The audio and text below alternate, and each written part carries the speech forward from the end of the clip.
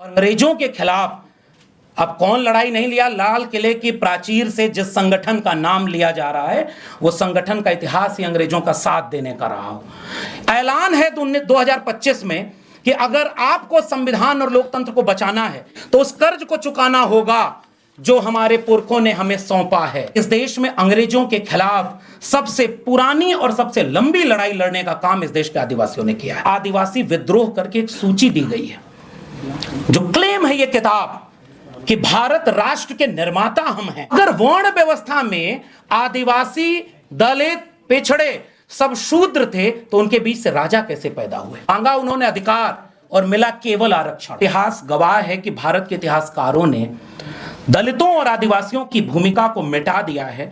जब तक यह देश अपने असली निर्माताओं की पहचान नहीं कर लेता तब तक वह न्यायपूर्ण राष्ट्र नहीं बन सकता। विधानसभा ने यह बिल पारित किया कि अब की जब जनगणना हो तो धर्म के कॉलम में हमारा अपना धर्म भी लिखा होना चाहिए। जी नहीं सकता तो जीने की तमन्ना छोड़ दे, बहते बहते रुक जाए वो दरिया छोड़ दे।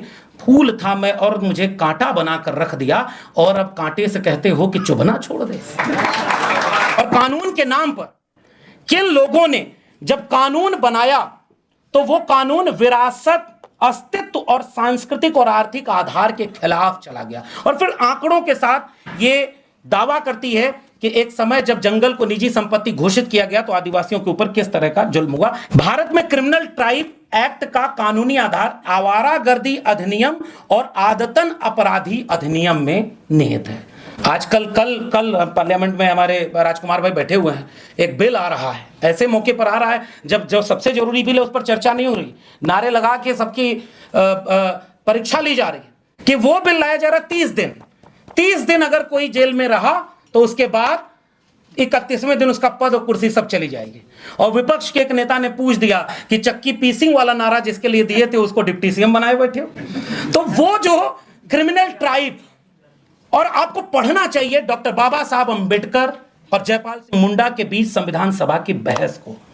और उस समय मैं एक रेफरेंस आपके लिए ले आया हूं क्योंकि इससे अच्छा मंच उस बौद्धिक बहस को लोगों के बीच ले जाने का नहीं है। यह बात बिल्कुल दुरुस्त है कि आदिवासी समाज बिल्कुल मुख्तलिफ है, बिल्कुल अलहदा है। वो अछूत थे, न ओबीसी में कोई अछूत था और न आदिवासी में कोई अछूत है। आदिवासी को अछूत होने का मतलब ही नहीं। वर्ण सिस्टम जब आरोपित आप करते हैं, और इस किताब को इसलिए भी पढ़ा जाना चाहिए कि इसमें राजा शंकर शाह और रघुनाथ शाह उनके बारे में बाकायदे एक अध्याय लिखा हुआ है और वो राजा हैं। छत्तीसगढ़ के इलाके में राजा वीर नारायण सिंह हैं, वो राजा हैं। गोंडवाना में रानी दुर्गावती हैं, वो रानी हैं। भीलवाड़ा राजकुमार रोज जी उसका पूरा आंदोलन चला रहे हैं कि भीलों का अपना एक पूरा राज्य बने क्योंकि वहां के वो राजा रहे हैं। अगर वर्ण व्यवस्था में आदिवासी, दलित, पिछड़े सब शूद्र थे तो उनके बीच से राजा कैसे पैदा हुए। सम्राट अशोक, चंद्रगुप्त मौर्य, देवगिरी के यादव, गुर्जर पाल प्रतिहार वंश, चोल से लेकर के गोंडवाना, भीलवाड़ा, इसका मतलब कि वर्णा सिस्टम न तो आदिवासी पर कभी फिट बैठता है, न दलित पर, न ओबीसी पर। वो एक आरोपित व्यवस्था है जिससे आप अपनी संस्कृति को भूल जाओ और एक व्यक्ति, एक ग्रंथ, एक संस्कृति, एक नेता, एक झंडा और एक ही सब कुछ के रंग में रंग दिया जाए। इसलिए भी इस किताब को पढ़ा जाना चाहिए। जब 1949 में बाबा साहब अंबेडकर ने एक प्रस्ताव लाया था और तारीख के साथ इसको देखना चाहिए। 1947 से 1949 के बीच एडवाइजरी कमेटी जो आदिवासी लोगों के साथ बनी थी, जितेंद्र मीणा ने बाकायदे अपनी भूमिका में लिखा है कि केवल 7.5, 8, 9% जिसकी आबादी हो उसकी केवल 16 लोग संविधान सभा में थे। तो जब नया भारत बनाया जा रहा था तो आदिवासी कहां थे और उस संविधान सभा की बहस में कहां है वो। उसके बाद उन्होंने कहा कि वो मांग ये कर रहे थे कि जो राज्य जहां आदिवासी ज्यादा हैं उन राज्यों में उनको विशेष अधिकार मिलना चाहिए। मांगा उन्होंने अधिकार और मिला केवल आरक्षण। मुझे लगता है आदिवासी समाज की यह दिक्कत रही है और इसलिए भी वो लड़ते हैं। लेकिन डॉक्टर बाबा साहब अंबेडकर ने 11 मई 1949 को अल्पसंख्यक राजनीतिक संरक्षण पर एडवाइजरी कमेटी और उसके बाद 24 अगस्त 1949 को ड्राफ्ट आर्टिकल 294 जो बाद में कॉन्स्टिट्यूशन में आर्टिकल 332 में आता है, पूरे देश में जैसे शेड्यूल कास्ट को रिजर्वेशन मिला, वैसे ही शेड्यूल ट्राइब को भी नहीं वो चीज मिल पा रही है जो वो चाहते हैं, तो कम से कम रिजर्वेशन तो मिले। यह काम उस एकता को दिखाता है जो उस बहुजन आइडेंटिटी पॉलिटिक्स को जोड़ती है। अलग होने के सामाजिक, सांस्कृतिक, आर्थिक कई कारण हैं, लेकिन जोड़ने के जहां जहां इतिहास हैं, उस इतिहास को पढ़ना चाहिए। एनिमेशन ऑफ कास्ट में बाबा साहब डॉक्टर अंबेडकर लिखते हैं कि इतिहास गवाह है कि भारत के इतिहासकारों ने दलितों और आदिवासियों की भूमिका को मिटा दिया है।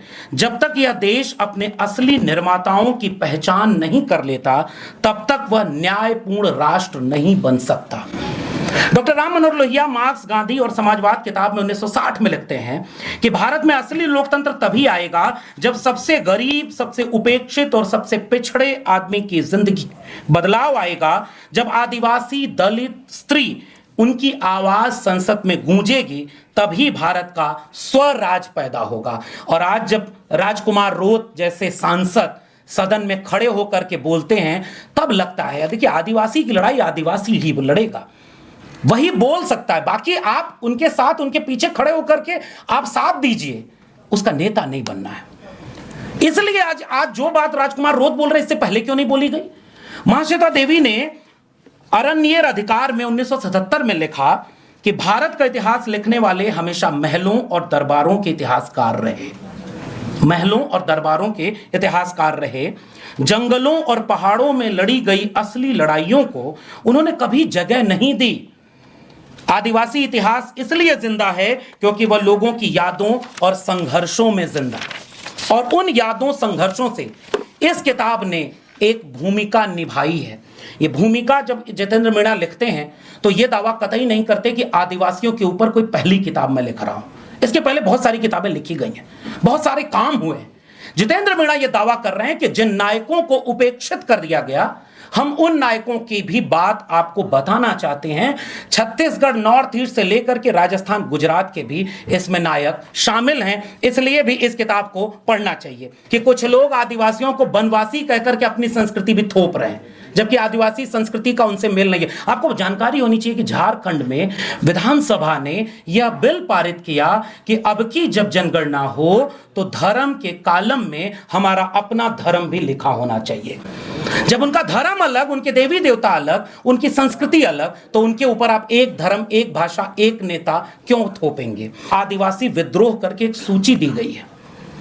जो क्लेम है ये किताब कि भारत राष्ट्र के निर्माता हम हैं, जिसे इनकैर्नेशन लिखने वाले सुनील खिलनानी बिरसा मुंडा से आगे नहीं बढ़ा पाए, जिसे मेकर्स ऑफ मॉडर्न इंडिया लिखने वाले लेखक उसको भी नहीं देख पाए, अब जब उनके हाथ में कलम आई तो उन्होंने बताया कि इस देश में अंग्रेजों के खिलाफ सबसे पुरानी और सबसे लंबी लड़ाई लड़ने का काम इस देश के आदिवासियों ने किया है। साल 1776 से यह लड़ाई शुरू हुई है और लगभग 1963 तक ये लड़ाई लड़ी गई, और मैं तो कहूंगा कि 2025 में भी वो लड़ाई जारी है। लेकिन इस बात को वो कतई नहीं समझ पाएंगे जो एनसीईआरटी के सिलेबस से मुगलों को निकालकर या अकबर को और बुरा पेश करके एक नया भारत बनाने की कोशिश में इस कदर लगे हुए हैं कि एक तरफ शिक्षा बर्बाद हो, लेकिन जितनी बची रहे वो भी हमारे मुताबिक पढ़ी जाए। ऐसे वक्त में क्या उन्हें चिंता है आदिवासियों के इतिहास लेखन की?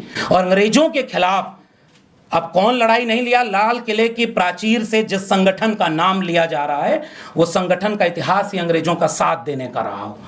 ऐलान है 2025 में कि अगर आपको संविधान और लोकतंत्र को बचाना है, इस तरह की किताबों को बचाना है, तो उस कर्ज को चुकाना होगा जो हमारे पुरखों ने हमें सौंपा है।